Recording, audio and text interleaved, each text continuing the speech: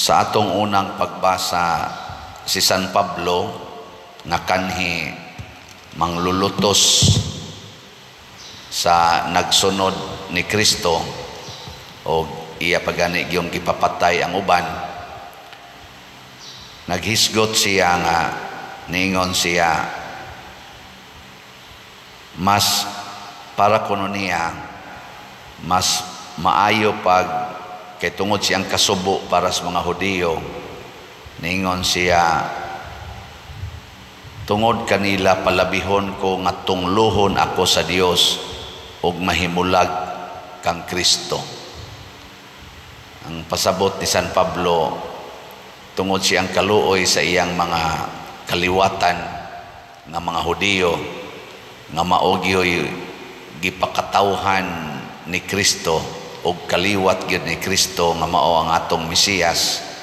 Gusto si San Pablo nga tunglohon na lang siya og siya mo'y silutan sa Ginoo tungod sa ilang pagsalikway ni Kristo.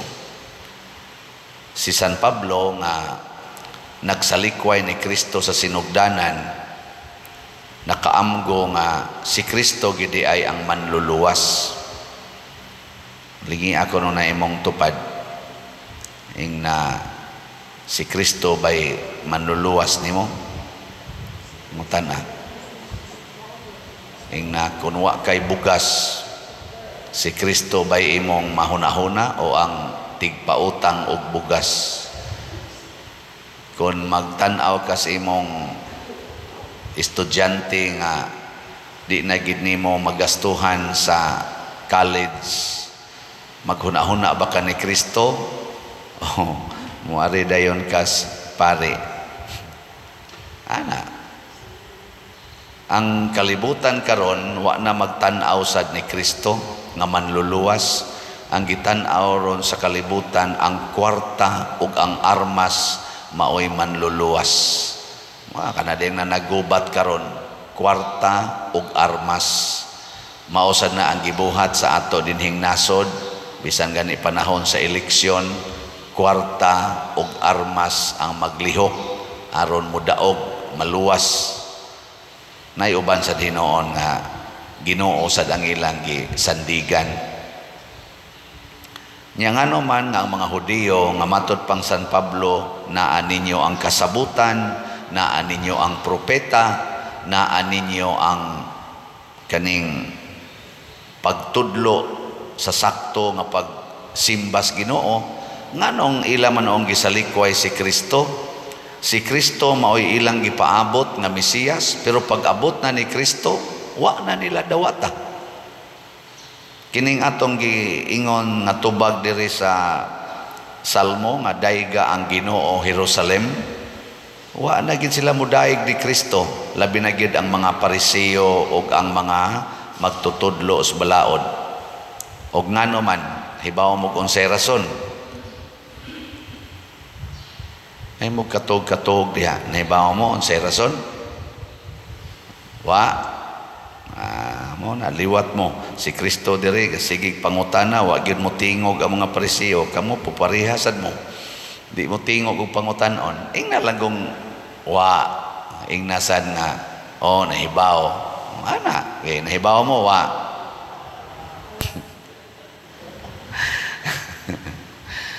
Ay klaro.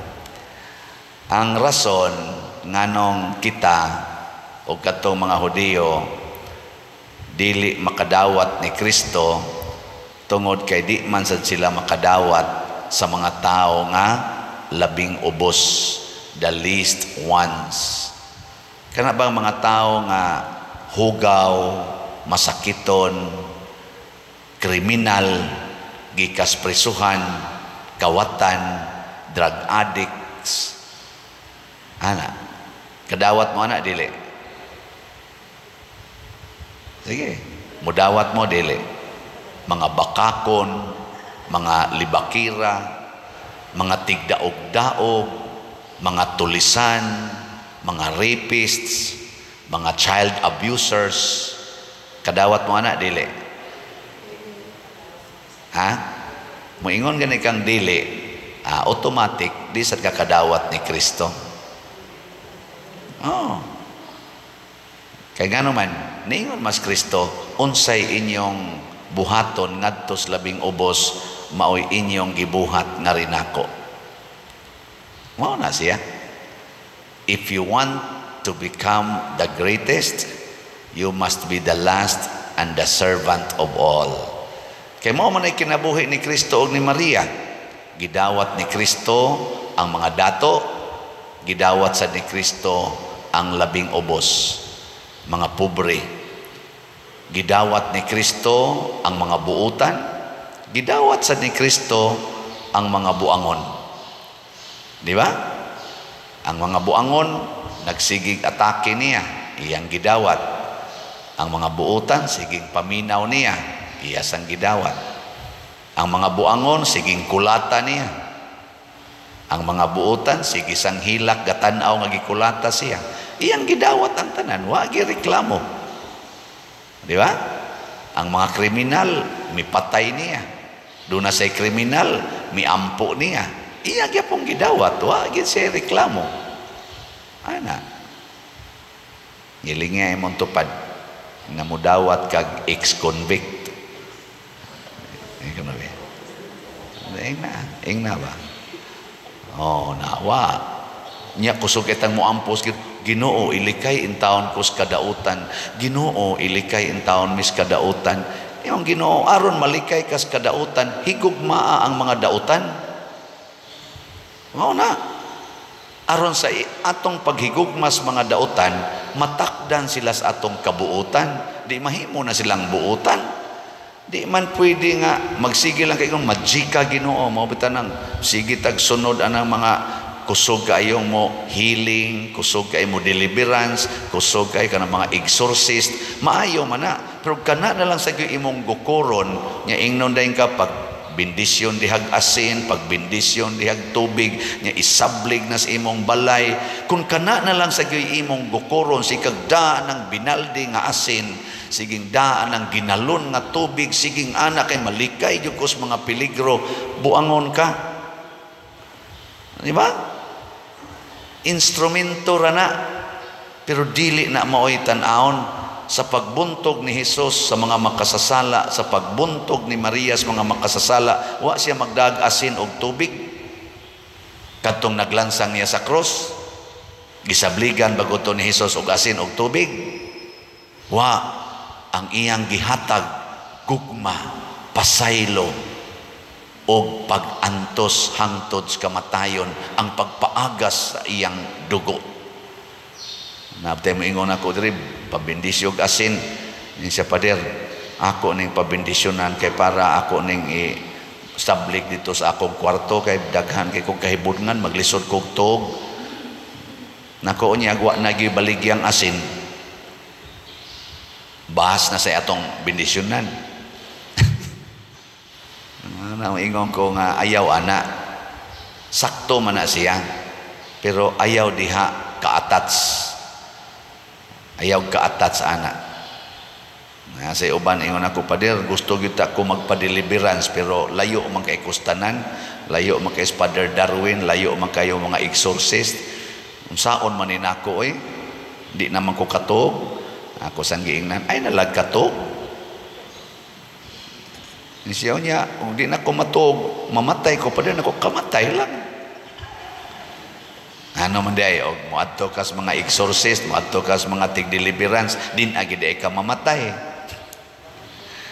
Siya kalain, sa di mo pa din, lahi yung kanila, ikaw imog yung kumpatyon, ako kana, mo na sakto. Kaya ang kahadlok sa kamatayon, maunay unang timaan nga ang yawa naghari sa imong kasing-kasing. Og nganong di man ta mudawat sa labing ubos, labi na ng mga criminals, hadlok tang mamatay, hadlok tang kawatan, hadlok tang daog-daogon, hadlok tang bugal-bugalan.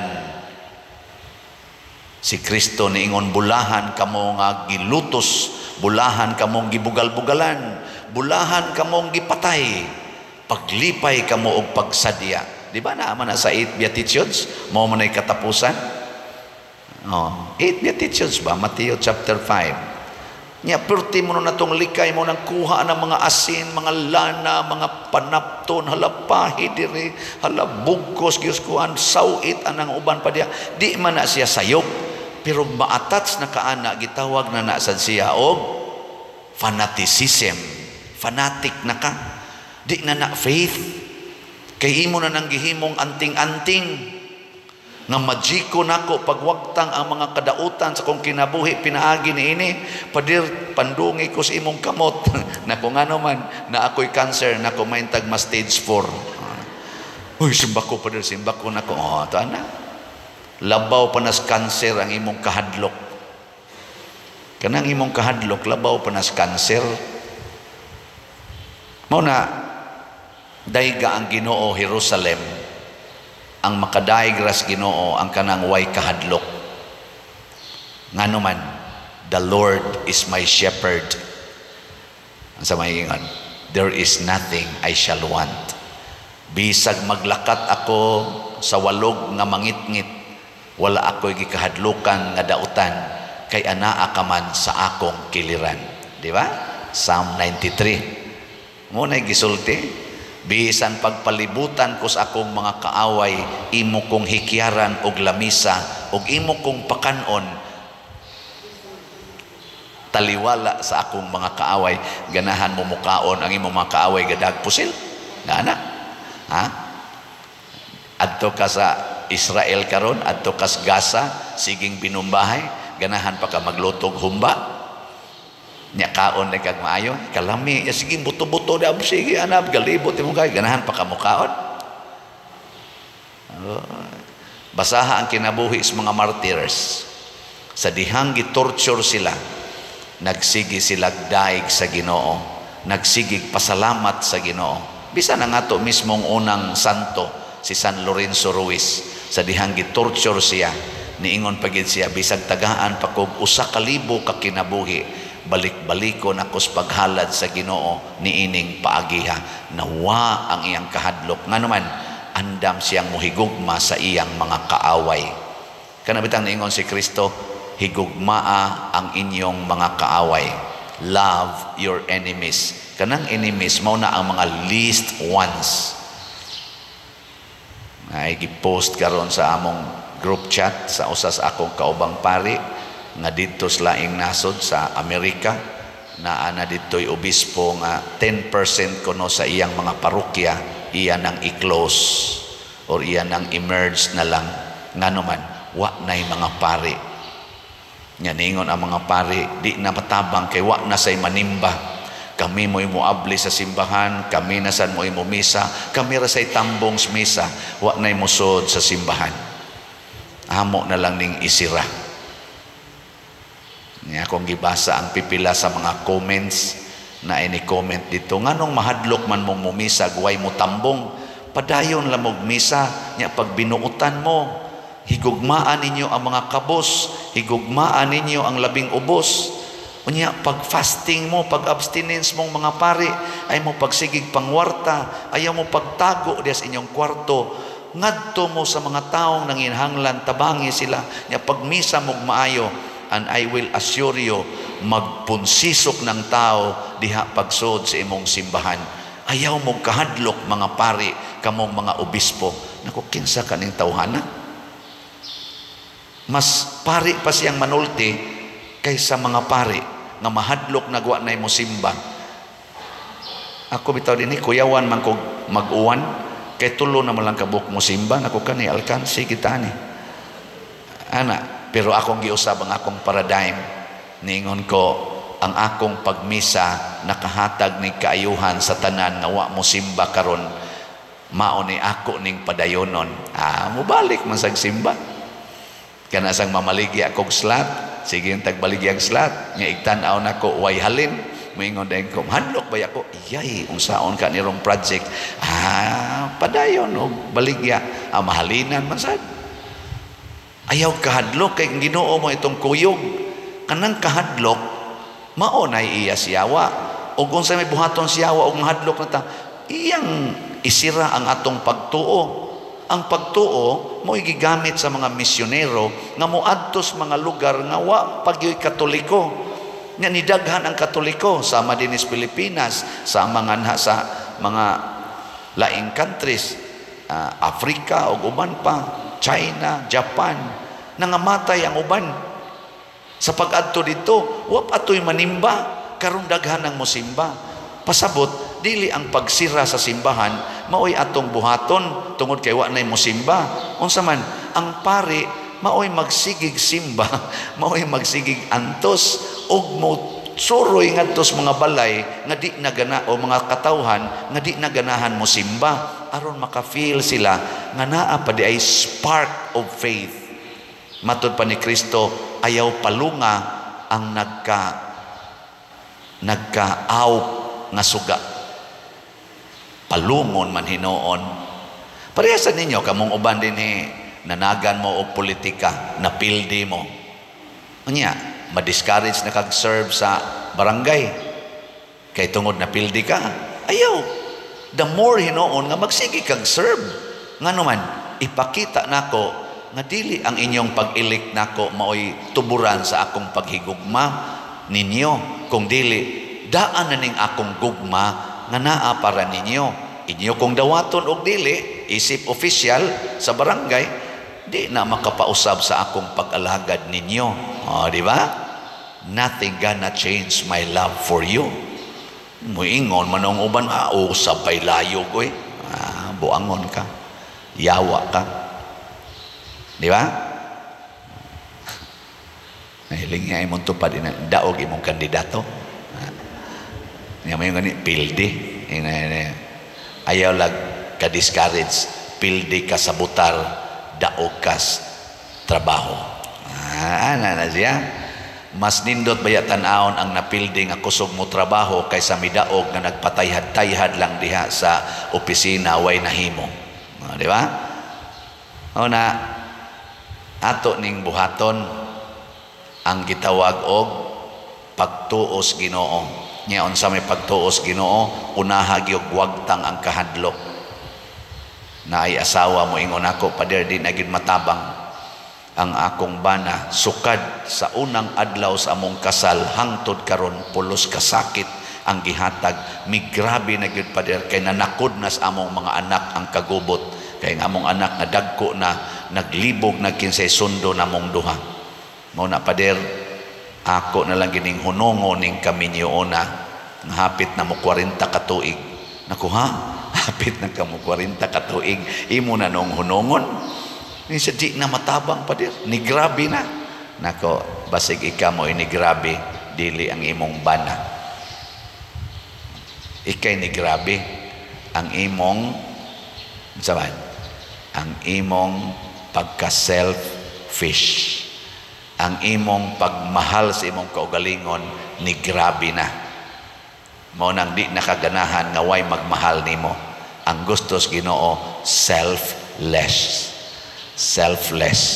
Kanang dili na ka maghuna-huna sa imong kaugalingon, ihatag ang tanan ngadto sa imong bana, hasta na ng imong lawas nga iyang kulatahon, ipakulata.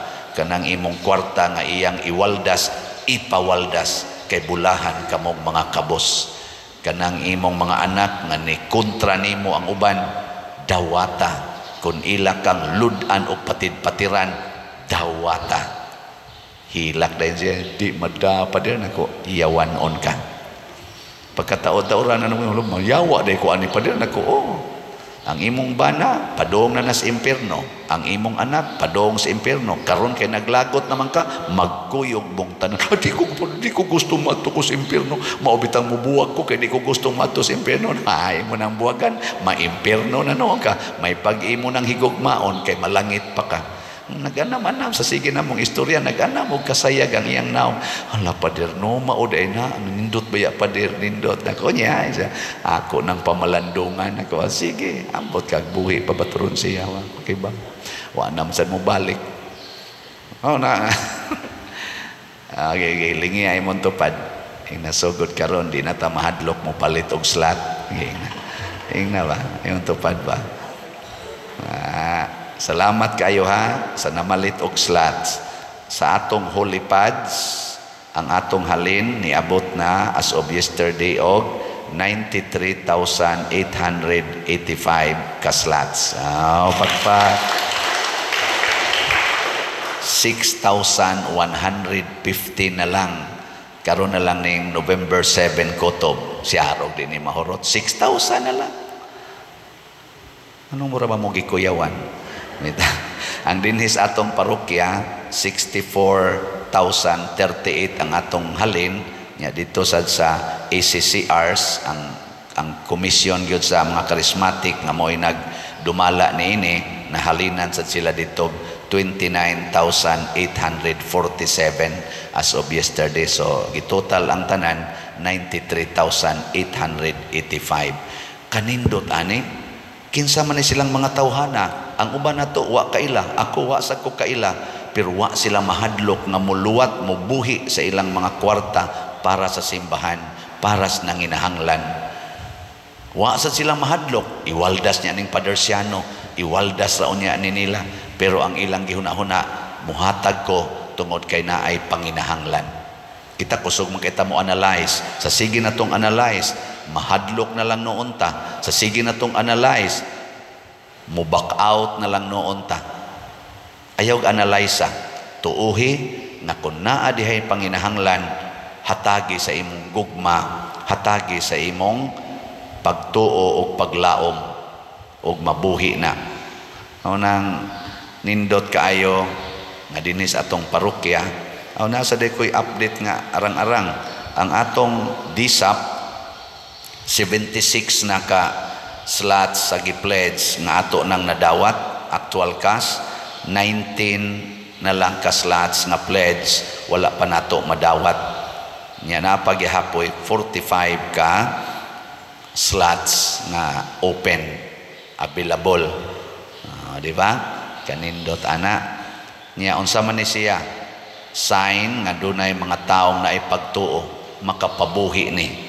Yes, mugamit ta sa mga instrumento sa pagtuo sama ng pagrosaryo, kanang exorcism, deliverance, unsa pa na diha gamiton nato, pero dili na gamiton out of fear, gamiton na out of faith. Nga kun wa may murag epekto kay naa gihapon ang kasakit sama ni Hesus, nga sa sige niyang higugma, siging tabang sa mga kabos, ang bugti hinoon, gilansang siya sa cross, kinahanglang andam sa taana. Mao nay gitawag og total package of faith. Kanibitang akog sigig tudlo dinhi, ampo, alagad, antos. Mao na siya'y total package of faith. Magampo ta, nya mo alagad sa ta, nya kung way epekto nga positive, mo antos ta, nya balik na sad ampo, alagad, antos. Kaya naman gina sila. Ang uban gud nato, magampo nga wa nay pag-antos. Dili oy, magampo ta nga makapadayon ta pagsunod ni Kristo bisan pag naay mga pag-antos. Gani ang nindot gyud malipay tag naay pag-antos kay makapadlig-on, makapalawom na sa atong pagka-Diyos nun. Sige, manindog na ta katong gustong muantos.